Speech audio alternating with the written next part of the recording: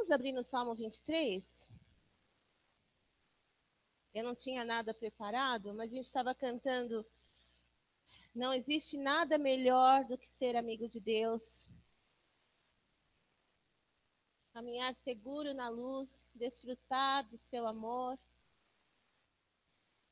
ter a paz no coração, viver sempre em comunhão e assim perceber a grandeza do poder de Jesus, o meu bom pastor. Nosso bom pastor. É uma música que eu gosto muito quando a gente vai fazer culto ou visita ou o que for, com pessoas que não conhecem o Senhor ainda. Você fala de relacionamento, né? O relacionamento com Deus. Então, sai daquela questão da religião e você apresenta para as pessoas Jesus, que é um Deus que se relaciona com o homem, que ama, né? O homem, pecador. Detesta o pecado, mas ama o homem. O Senhor é o meu pastor, nada me faltará. O grande pastor, né? Como o pastor de Cã pregou aqui, para a gente num dos domingos da manhã, pela manhã. Ele me faz repousar em pastos verdejantes.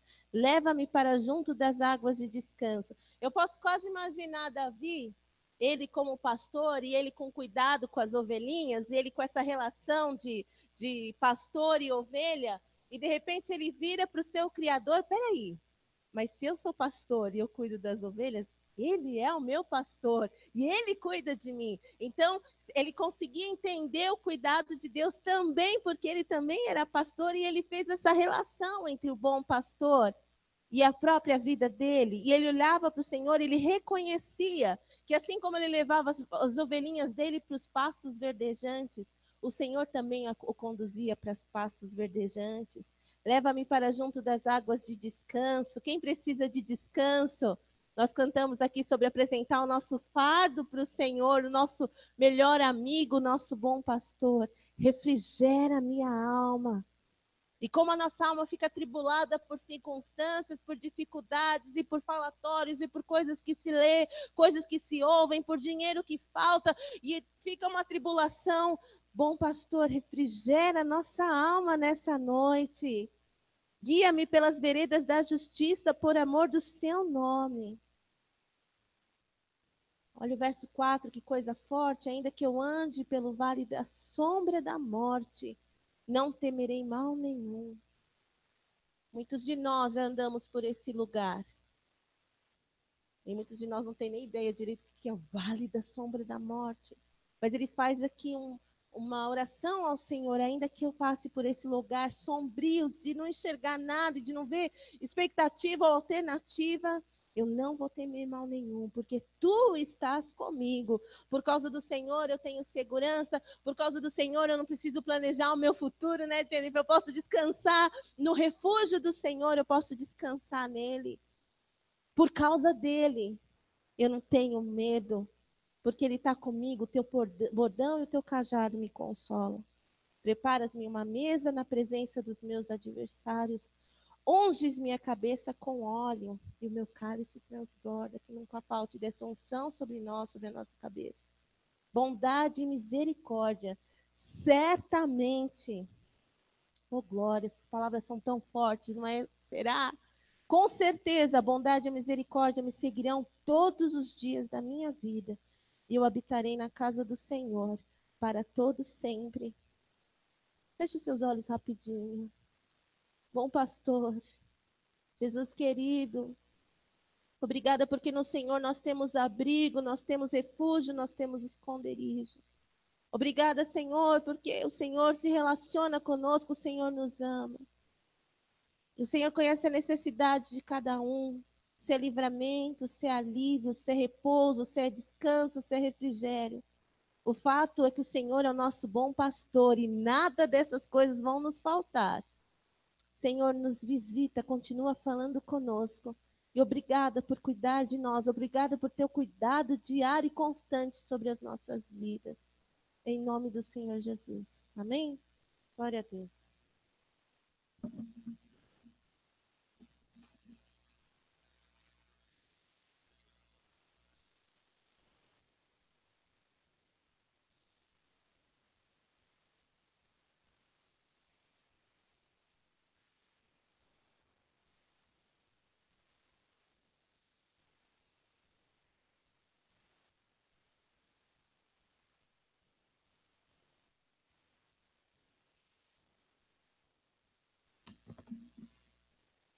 Essa música realmente é muito boa. E eu canto ela desde que eu nasci, então mexe comigo também. Mas é a música preferida da minha mãe, inclusive, sabia?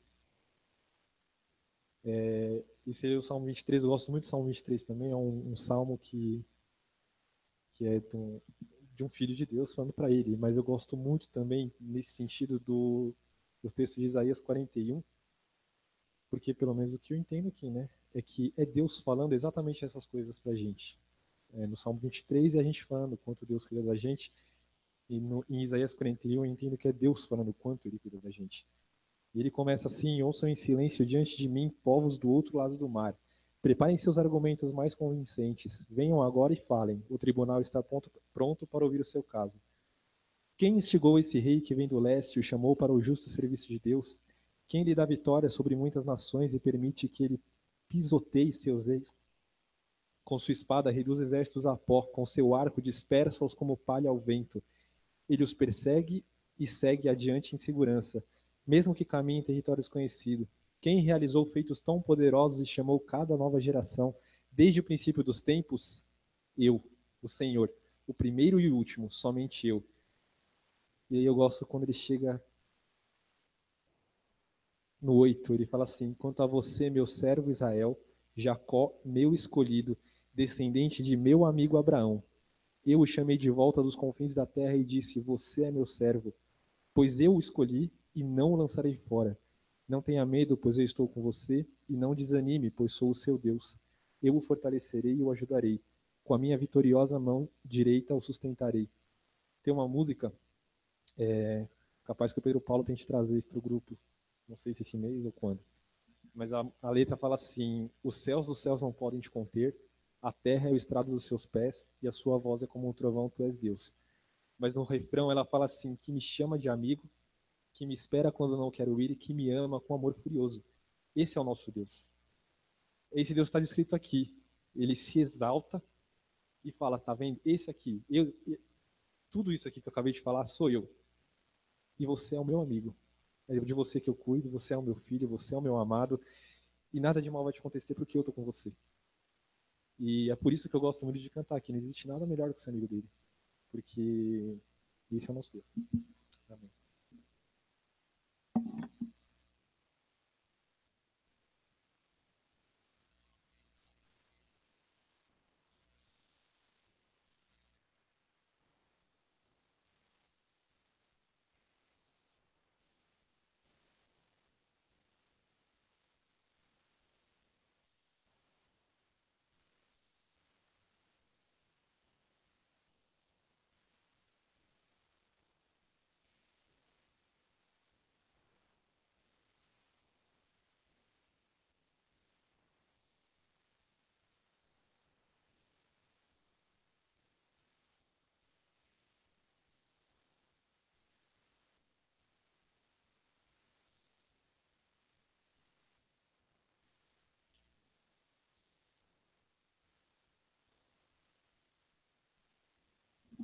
Paz.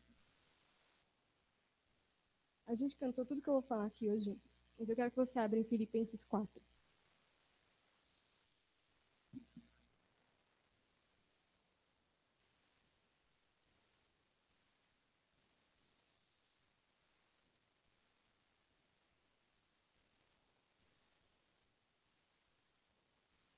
Vou falar aqui de algumas coisas que eu meditei nessa semana e que foram muito importantes para mim. Eu vou ler do versículos 6 e 7. Não andeis ansiosos de coisa alguma. Em tudo, porém, sejam conhecidas diante de Deus as vossas petições pela oração e pela súplica, com ações de graças. E a paz de Deus, que excede todo o entendimento, guardará o vosso coração e a vossa mente em Cristo Jesus. A gente cantou isso aqui hoje. E eu não te falei isso. Eu vou tentar explicar isso aqui da maneira que eu entendi essa semana. E eu vou tentar explicar do ponto de vista computacional. Ah, é? Não, não precisa dele, não. Não precisa dele, não. Eu vou tentar explicar do ponto de vista lógico. Na computação, a gente trabalha muito com verdadeiros e falsos. Então, verdadeiro, falso, tudo é isso. Sim ou não, 0 e 1, verdadeiro e falso. E a gente trabalha muito com condições. Se for verdadeiro, então aquilo. Se for falso, então aquilo não acontece. E aqui você tem uma condição. Você não tem um se, mas você tem uma consequência. Então você sabe que antes tem que ter uma condição. A condição é que sejam conhecidas diante de Deus as vossas petições, pela oração e pela súplica, com ações de graças. E aqui tem uma consequência. A paz de Deus, que excede todo entendimento, guardará o vosso coração e a vossa mente em Cristo Jesus. Então, na computação é assim. Se a condição for verdadeira, então o resultado sempre tem que ser verdadeiro. Se o resultado, se a condição acontecer, mas o resultado que você espera não acontece, então toda a proposição é falsa. Porque você tinha algo que deveria acontecer e não aconteceu. A Bíblia é falsa? Não.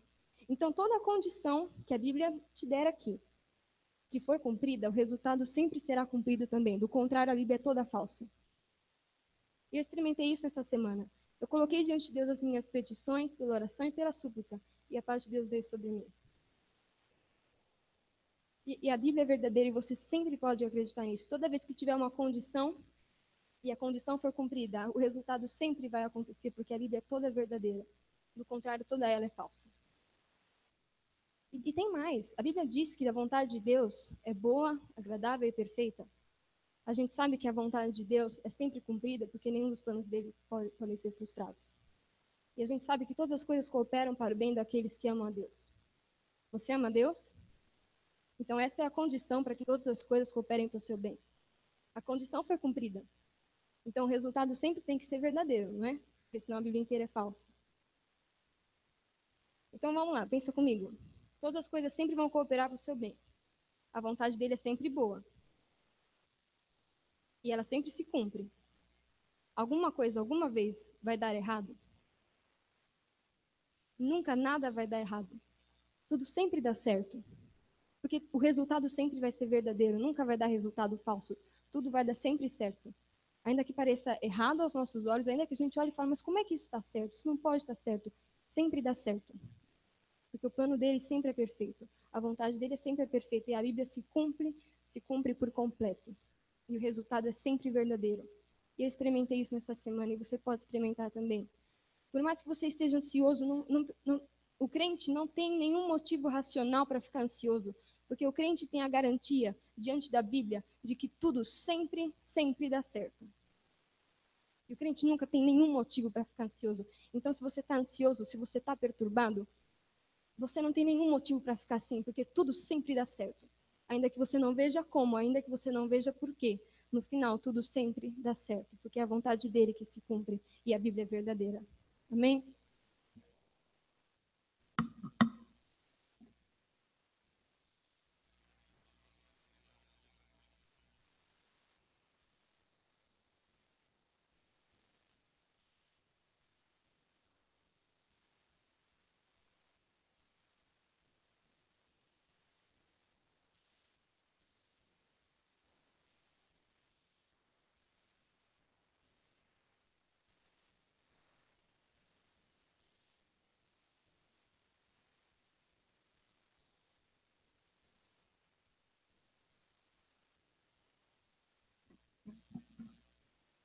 Vou trazer uma coisa bem simples, uma coisa pequena, uma pequena parte do que levei lá na Leste terça-feira.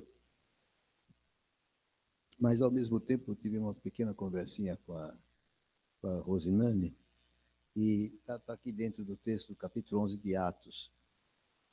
E eu, então, vou ler um pouquinho aqui, só para fortalecer o argumento que eu estava lá com a Rose, a respeito de um livro. E depois eu chego no final do capítulo 11, onde eu quero dar 2 pitadinhas sobre Barnabé. Então, esse capítulo 11 tem um contexto. Depois do capítulo 10, onde Pedro tem aquela experiência com Deus e é conduzido por Deus à casa de Cornélio, e lá ele prega sobre Jesus, derrama a palavra sobre uma família e os que acompanhavam aquela família, e nesse derramar, o Espírito se derramou e eles se converteram. Depois de convertidos, foram batizados. E no capítulo 11, o começo do capítulo diz que ele voltou para Jerusalém e lá os apóstolos e os que eram da circuncisão, os que tinham vindo do judaísmo e agora eram crentes, começaram a questionar como é que ele estava falando com gentios.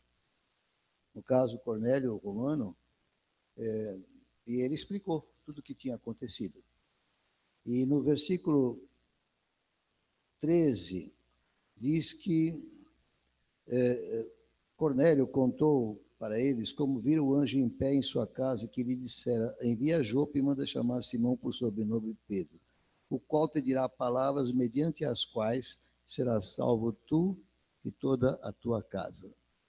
Primeira coisa que eu notei aqui na Leste é que a gente sempre lembra de Filipos, do carcereiro, que por fazer para ser salvo, crendo no Senhor Jesus, será salvo tu e a tua casa. A gente sempre se esquece que já tinha sido dito aqui, pelo anjo a Cornélio, será salvo tu e a tua casa. Então, é uma promessa dupla da palavra, a qual a gente pode se apegar e ter certeza, o Senhor dá. Tem alguém na tua família que não chegou? Ore e trabalhe por ela, porque o Senhor vai trazer, em nome de Jesus. Ou a palavra não é verdadeira, como disse a minha neta, a pregadora Lia. O verso 15 diz assim, quando, porém, começou a falar, não, na verdade ele tinha pregado um bom pedacinho sobre Jesus, mas para ele só tinha começado a falar. Caiu o Espírito Santo sobre eles, como também sobre nós no princípio. Interessante. Caiu o Espírito Santo sobre eles, quando a palavra foi semeada, eles a ouviram, eles a acolheram, aí o Espírito Santo caiu. O que produziu? Novo nascimento. Então me lembrei da palavra do Senhor quando disse, João, na verdade, batizou com água. É o batismo com água. Mas vós sereis batizados com o Espírito Santo. O processo da conversão se deu, porque a palavra chegou a eles, a semente da palavra, como está em Pedro, e desceu sobre eles o Espírito Santo, a semente do Espírito, a divina semente, como está em João. Ok, amada? Eles não se converteram quando foram batizados com a água. Eles se converteram quando ouviram a palavra e o Espírito Santo caiu sobre eles. E o sinal, naquele tempo, foi a língua que eles começaram a falar, exatamente como em Pentecostes. Em função disso, no verso 19, diz aqui, os que foram dispersos por causa da tribulação que sobreveio a Estevão se espalharam até a Fenícia, Chipre e Antioquia, não anunciando a ninguém a palavra, senão somente a judeus. Eles ainda estavam presos a essa coisa racial, a essa coisa, nós somos o povo de Deus, os demais são imundos, porque eles não tinham tido a revelação que Pedro tinha tido. Alguns deles, porém, que eram de Chipre e de Cirene e que foram até Antioquia, falavam também aos gregos. Esses já tinham recebido a revelação que tinha chegado a Pedro e agora estavam falando aos gregos, anunciando-lhes o evangelho do Senhor Jesus. E o que eu queria destacar está no verso 21. A mão do Senhor estava com eles. Qual é a consequência? A mão do Senhor estava com eles. Qual foi a consequência? Está aí no versículo. Creram e se converteram ao Senhor. A pergunta que eu faço é, a mão do Senhor está com você? Então você pode esperar os mesmos resultados. A condição aqui era esta. A mão do Senhor estava com eles. Então muitos se converteram. Nós vamos ser portadores. Nós vamos falar. Mas o que resolve a questão é que a mão do Senhor está conosco. É a unção do Espírito Santo. Continuando, a notícia a respeito dele chegou aos ouvidos da igreja que estava em Jerusalém e enviaram Barnabé até Antioquia. Tendo ele chegado e vendo a graça de Deus, alegrou-se e exortava a todos a que com firmeza de coração permanecessem no Senhor. Por quê? Porque Barnabé era homem bom, cheio do Espírito Santo e de fé. Você é uma pessoa boa? Você tem amor de Deus no coração? Você tem amor pelos perdidos? Então você está aqui igualado a Barnabé. Essa era a bondade dele. Ele amava as pessoas. Ainda não estavam em Jesus, mas ele as amava, e por isso chegava a elas. Barnabé era cheio do Espírito Santo. Você é cheio do Espírito Santo? Nem sempre, mas procure ser sempre. Pratique a respiração espiritual. Encha-se do Espírito Santo, como é a ordem do Senhor na palavra. E, finalmente, era homem de fé. Você tem fé? Qual é a consequência? Um homem bom, cheio do Espírito Santo e de fé, estava ensinando. Qual foi a consequência? Olha para a Bíblia, não para mim. Qual foi a consequência? Qual foi a consequência? Muita gente se uniu ao Senhor. É só você andar como Barnabé andava. Se você cumpre essas 3 condições, lá no outro versículo acontecerá que a mão do Senhor está com você. A mão do Senhor está com você? Vai haver conversões. Aqui, um homem bom, cheio do Espírito Santo e de fé, de convicção na palavra. O que acontecia? Muita gente se uniu ao Senhor. Posso ver um amém que com a sua vida a mesma coisa deve acontecer? E se cada um andar nessas promessas, outra vez uma promessa dupla, repetida aqui. Você pode tomá-la para você. Está falado aqui. Anda desta forma e este lugar se enche. Porque a cada um de nós vai representar mais de um. Talvez 2, talvez 3, talvez 5. Posso ouvir um amém? Você pode crer nisso essa noite? Você pode receber essa palavra e dizer, Senhor, eu quero que se cumpra em minha vida. Está na tua palavra, então é verdadeira. Vai se cumprir. Se aconteceu com Barnabé, vai acontecer comigo. Aqui não está falando que eu preciso ser grande conhecedor, que eu preciso ser brilhante expositor, que eu tenho que ter uma retórica perfeita. Aqui não está dito nada disso. Ele era um homem bom, ele era cheio do Espírito Santo, ele tinha fé. E assim acontece conosco, em nome de Jesus.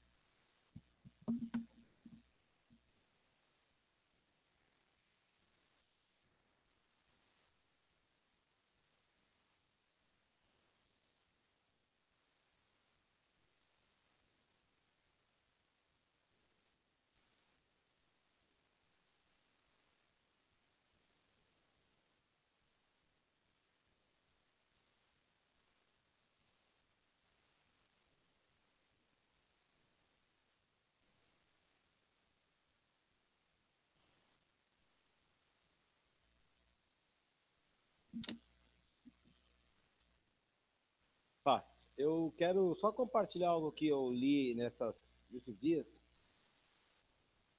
e que me deixou tão escandalizado que eu quase comecei a chorar quando eu li. E talvez não tenha muito a ver com o que vocês estão falando, mas eu senti o desejo de compartilhar com vocês as coisas que Deus mostrou na Bíblia. E eu não estou falando dessa igreja também, mas eu quero comentar uma coisa curiosa que eu li no livro de Juízes, no capítulo 19. O capítulo é bem longo, eu não vou ler o capítulo todo não, tá? É Juízes, capítulo 19. Se você tiver um pouquinho de paciência, né? Eu vou pulando algumas partes, vou falando de outras. É uma coisa incrível, uma história estranhíssima, tá? Mas eu não estou muito preocupado com a história em si. Não, eu estou, Doroti, mas eu estou pensando em outras coisas aqui. Então, tinha lá um levita que morava lá na região montanhosa de Efraim, na região norte do país, né? E ele tinha uma concubina que era de Belém de Judá, que era lá para o sul. Aí o texto não diz o que aconteceu, mas a mulher se aborreceu, se encheu dele e foi embora. Não era esposa, era concubina. E eu não sei por que cargas d'água ela resolveu ir embora e foi morar com o pai. Atravessou o país, foi morar lá no sul com o pai. E aí ficou 4 meses morando com o pai. E aí o marido, engraçado porque fala que é concubina, mas chama-o de marido. Aí ele tinha um servo, catou 2 jumentos e foi embora atrás da mulher para reconquistá-la. Chegou lá, a mulher abriu a porta da casa, recebeu-o como marido. O sogro ficou feliz da vida, não sei se ele pensou que era menos despesa ou alguma coisa do tipo. Mas o sogro tratou de mantê-lo ali por mais 3 dias ali, então ele ficou habitando ali com a concubina e tal. Aí então ele resolveu ir embora. Ao 4º dia, ela acordou bem cedo para irem. Mas aí o pai da moça, né, falou, ah, fica mais um pouquinho, fica mais um pouquinho. E ficaram. Aí chega o quinto dia, de novo, fica mais um pouquinho, e ficaram. Aí, na terceira vez, então, o homem falou, não, agora eu tenho que ir embora de qualquer jeito. Então, no versículo 9, o homem se levantou para partir com a concubina, né, e o moço, o sogro de novo, falou, tá ficando tarde, fica mais aqui essa noite, amanhã você vai embora, como ele vinha falando sempre.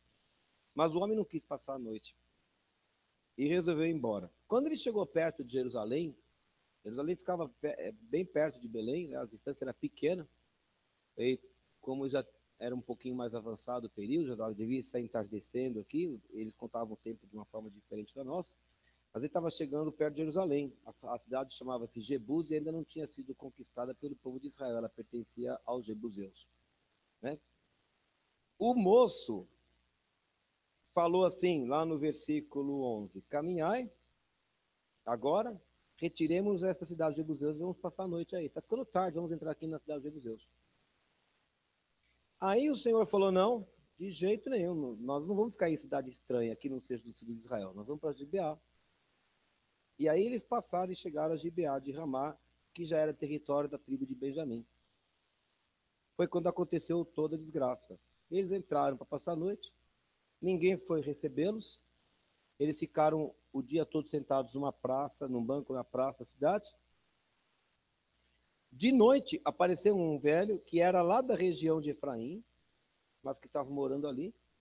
Viu aqueles três passando a noite ali e falou, vamos lá para casa, de onde vocês são, aquele reconhecimento todo e tal. Ele contou a história, não tinha onde pousar, ninguém os atendeu, mas ele tinha comida para os animais.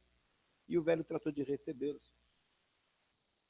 E quando eles estavam, então, se alegrando naquela noite, lá com o seu banquete, apareceram os filhos de Belial, que moravam naquela cidade, e bateram a porta e mandaram levar para fora o homem que entrou na casa, para que abusassem dele. Aí o senhor, o dono da casa, anfitrião, obviamente, né, uma questão de honra, falou, não façam isso de jeito nenhum. Ele é meu hóspede, não vão fazer tal coisa com ele. Ela está aqui, a minha filha que é virgem, está ali a concubina dele, faça o que vocês queiram com ela. No final nem pegaram a virgem, pegaram a concubina mesmo, abusaram da mulher a noite toda. Diz que a cidade toda, versículo 25, ele pegou a concubina e entregou a eles fora. Eles a forçaram a abusar dela a noite toda, pela manhã, e subindo a alva deixaram. Aí ela caiu o limiar da porta e ali ela morreu. Quando eu estava lendo essa história eu já li várias vezes. Cada vez que eu leio a Bíblia eu leio, né, e etc. Mas dessa vez, eu disse que essa vez a leitura está diferente para mim. Eles iam subindo de Jerusalém até Efraim, aliás, de Belém até Efraim, passaram por Jerusalém, que não pertencia ao povo de Israel, e o moço falou, vamos ficar aqui, por causa do horário. Qual foi a resposta do levita? De jeito nenhum, ficar em cidade de ímpio. Nós não vamos ficar em cidade de ímpio. Nós vamos ficar em cidade do nosso povo. Nosso povo deve temer a Deus. E quando eles entram na cidade do povo de Deus, o povo de Deus fez pior do que o ímpio.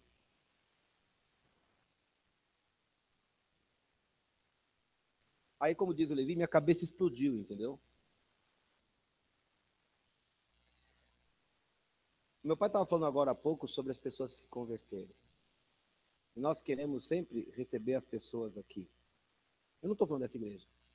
Mas eu fiquei pensando quantas vezes a igreja, que devia ser o porto onde a pessoa vai se esconder do mundo, quantas vezes a igreja se comporta, ou os membros da igreja se comportam, porque não diz que a cidade toda, mas havia alguns filhos de Belial ali dentro. Quantas vezes dentro da casa de Deus, tem pessoas que fazem pior do que os lá fora. Eu não vim falar de ninguém dessa igreja. Eu fiquei pensando de algo que existe, que acontece. A continuação da história é a coisa mais trágica que existe. Vai ler depois. O levita pega a mulher morta, coloca no lombo do animal, vai até a casa dele, esquarteja o corpo da mulher em 12 partes, manda as partes do corpo para as 12 tribos de Israel. Elas se enfurecem com o escândalo, elas se unem, elas fazem um juramento de destruir a tribo de Benjamim e de jamais, eles fizeram um juramento de maldição para o homem que cedesse suas filhas para continuar gerando filhos a Benjamim. Olha o nível. Eles destruíram praticamente toda a tribo, sobraram os gatos pingados lá, e depois eles falam, caramba, nós matamos nossos irmãos. Aí eles tinham feito um juramento, eles não podiam ceder mulheres, então eles foram a uma cidade que não tinha participado do juramento, mataram os homens da cidade, mataram as mulheres que já tiveram homens na vida, pegaram as virgens e entregaram as virgens para aqueles benjamitas para continuar a descendência. Um escândalo atrás do outro. Uma coisa insana, porque era um momento em que cada um fazia o que achava mais reto. E eu estava pensando sobre isso. E a minha oração é o contrário. De fato, quando alguém fala assim, eu vou à casa de Deus, porque eu vou encontrar o povo de Deus, que a pessoa entre e encontre o povo de Deus fazendo as coisas de Deus. E em nome de Jesus, que nunca aconteça no nosso meio, de a pessoa entrar aqui e encontrar Sodoma e Gomorra aqui dentro. Porque o que aconteceu com essa mulher foi idêntico ao que fizeram com aqueles anjos que o Senhor mandou para ver em Sodoma e Gomorra, que logo recebeu em sua casa. Foi a mesma atitude. Foi o mesmo comportamento. Deus subverteu aquelas cidades por causa daqueles pecados. E havia dentro do povo de Deus a mesma coisa. Então, que o Senhor sempre... eu não vim aqui falar para você, porque eu não creio que você esteja fazendo isso, mas eu vim orar aqui, que o Senhor nos guarde, que o Senhor nos preserve, que esta casa seja uma casa de santidade, e que todo mundo que entrar aqui encontre filhos de Deus, e fale, eu vou lá, porque eu vou encontrar modelo, porque eu vou encontrar exemplo, porque eu vou encontrar apoio, vou encontrar abrigo, em nome de Jesus. As histórias de Israel são escabrosas. Há histórias escabrosas. Né? E agora eu fico lendo Ezequiel com juízes, e eu falo, meu Deus, o que é isso do que nós estamos falando? Então eu não vim aqui jogar balde, jogar frio em vocês, só vim compartilhar essas coisas, eu nunca tinha lido dessa forma. Eles evitaram entrar na cidade dos ímpios. Talvez se tivessem entrado, fosse melhor recebido. Foi. O último versículo do livro é Juízes 21, né? Naqueles dias não havia rei em Israel, cada um fazia o que achava mais reto. A falta que faz uma liderança.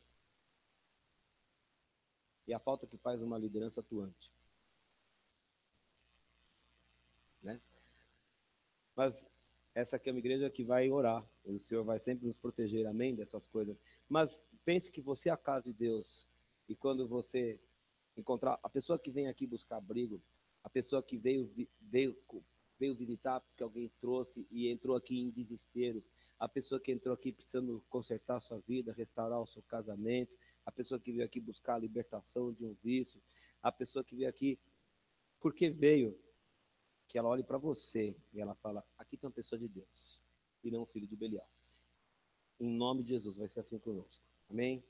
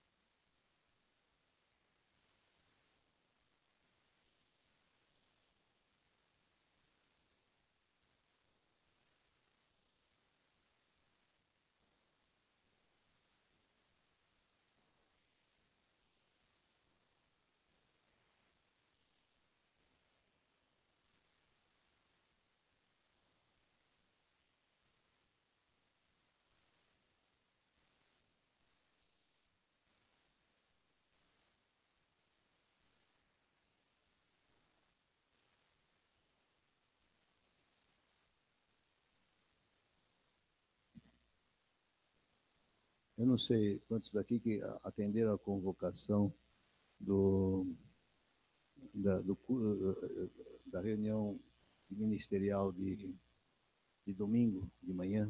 O Elcio estava aí, não sei. Eu não preciso saber quem estava, quem não estava, mas os que estavam sabem do que nós falamos. E nós colocamos uma situação diante da igreja. Eu quero testemunhar aqui como o Senhor é estupendamente gracioso, porque Deus vai muito além do que a gente pede ou pensa. Eu nunca, eu creio que nunca aconteceu em nossa igreja desta maneira, porque não foi pela mão de um, foi pela mão de muitos. Mas em 5 dias do mês de outubro, veio uma tal abundância para nós que nós praticamente cobrimos o mês. Não, você não está isento de continuar dando o que é devido ao Senhor. É para ultrapassar mais. Para não falar, agora não precisa mais, então eu descansei. Mas eu preciso testemunhar, porque eu nunca vi isso. 1, 2, 3, 4, 5, queridos, eu nem vou falar o número, porque assusta. Tal abundância que chegou nesses dias. De modo que Deus está nos ouvindo. Deus quer que nós avancemos. Tudo que nós precisamos fazer é retomar o trabalho com toda a força, para que o Senhor acrescente dia a dia os que vão sendo salvos. Porque o nosso trabalho não é para juntar dinheiro para fazer o que precisamos fazer. O nosso trabalho é levar pessoas a Cristo e edificá-las no conhecimento da palavra e na unção do Espírito Santo. Amém? Fica aqui minha gratidão a Deus, meu testemunho que Deus é fiel. Aleluia.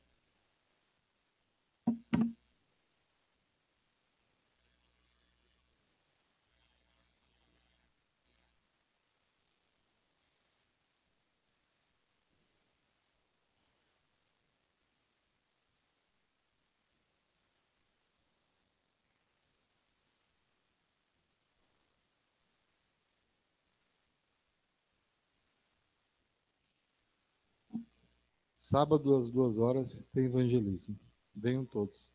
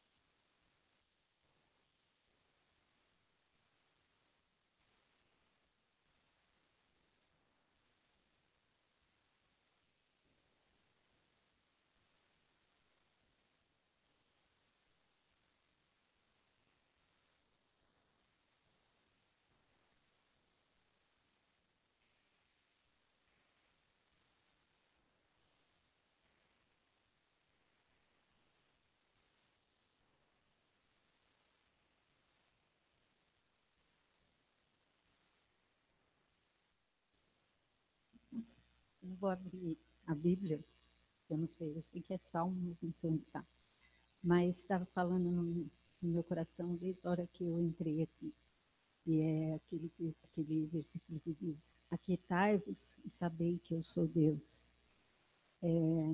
Eu tenho experimentado isso na minha vida em todo o tempo.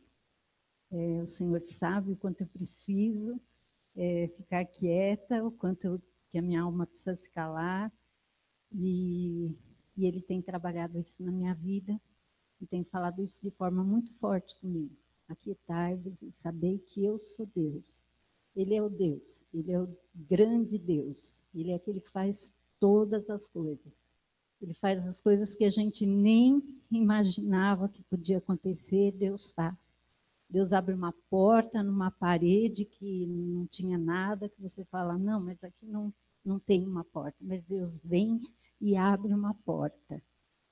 Deus acalma o nosso coração. Ele não só acalma o nosso coração, como Ele preenche o nosso coração. A gente sente falta, né? Eu sinto falta das pessoas, da minha família, mas Deus faz a coisa de uma forma, e dá uma paz, né? Me dá alegria, me dá paz. E para mim, para o Elcio, a gente consegue suprir a necessidade do outro, e vivemos de de vídeos, de fotos, mas Deus é tremendo, cuida dos nossos, sabe? Aquela pessoa que você pensa, que você não sabe como está a vida dela, Deus está lá, está cuidando. Aquietai-vos e saber que eu sou Deus. E Ele cuida, cuida de mim, cuida dos meus, cuida dos teus. E o Senhor é grande e Ele é fiel. Amém.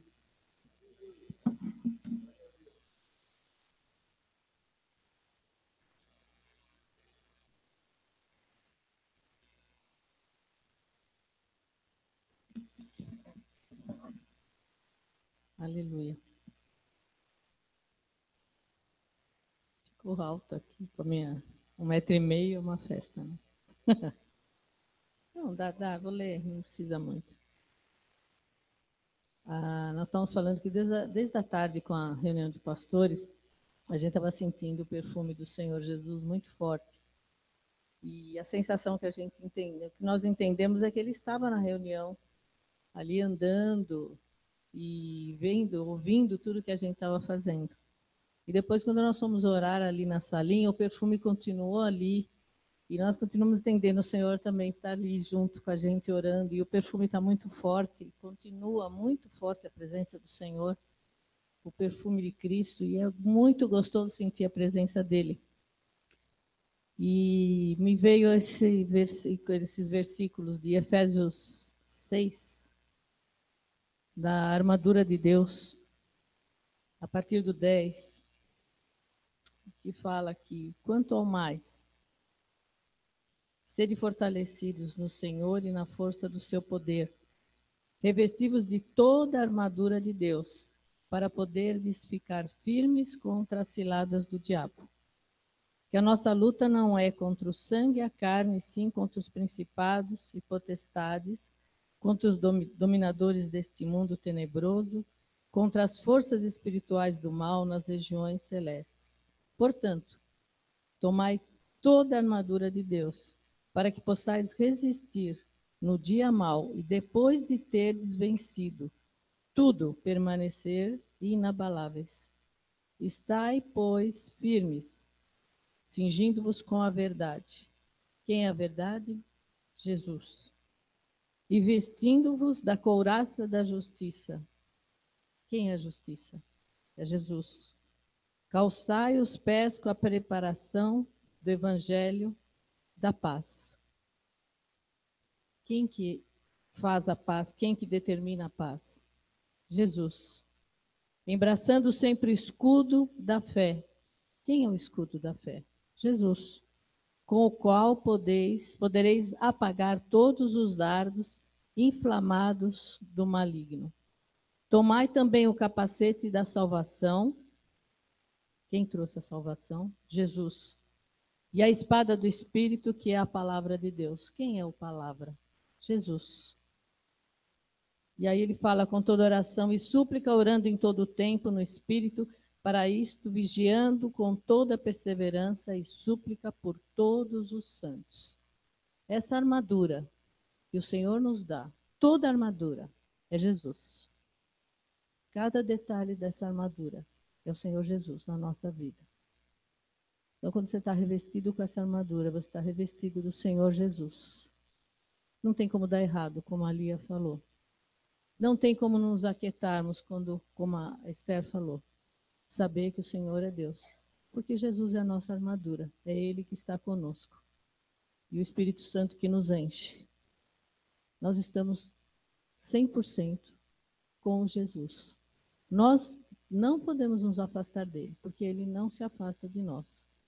Então toma essa armadura, que você já deve estar vestida com ela. É toda a armadura, não pega um pedacinho e deixa, mas é toda. Porque assim, tudo dá certo, não tem como dar errado. Amém?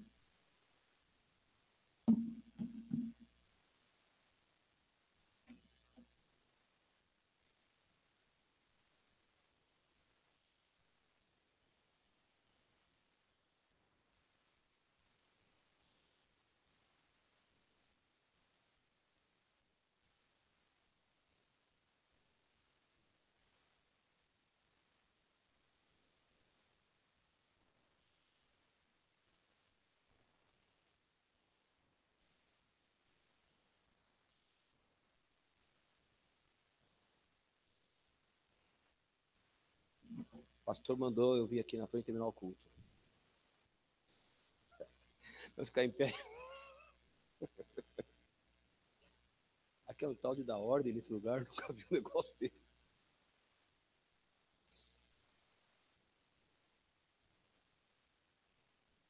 Antes de orar, quero lembrar um versículo que está em Efésios capítulo 3, versículo 20, acho que é 20. Para que pela igreja a multiforme sabedoria de Deus seja conhecida dos principados e das potestades. Né? Deus tem uma sabedoria incrível e ela deve ser conhecida no mundo espiritual por meio da igreja. Por meio da igreja. Né? É a forma que Deus escolheu para humilhar o Satanás, o diabo, pelo que ele fez à raça humana. Então Deus levanta uma geração redimida e formada em Cristo, e por meio dessa geração ele envergonha o diabo. E essa geração somos nós. Incrível que Deus tenha feito isso. Amém? Senhor, nós te agradecemos porque o Senhor é tão bom. Nós podemos de fato confiar no Senhor, saber que temos no Senhor a segurança de que a tua vontade é perfeita, o Senhor cuida de nós, o Senhor é o nosso pastor, o Senhor cuida dos nossos que estão longe, o Senhor nos prepara aqui para as lutas de todos os dias e o Senhor nos garante a vitória quando andamos na tua presença. Nós pedimos que o Senhor faça de nós luzes de fato, luzes que apontem o caminho para aqueles que estão perdidos, para aqueles que estão angustiados, para aqueles que estão encarcerados do diabo, mas que encontrem em nós a resposta. E não somos nós, mas é Cristo vivendo em nós a esperança da glória.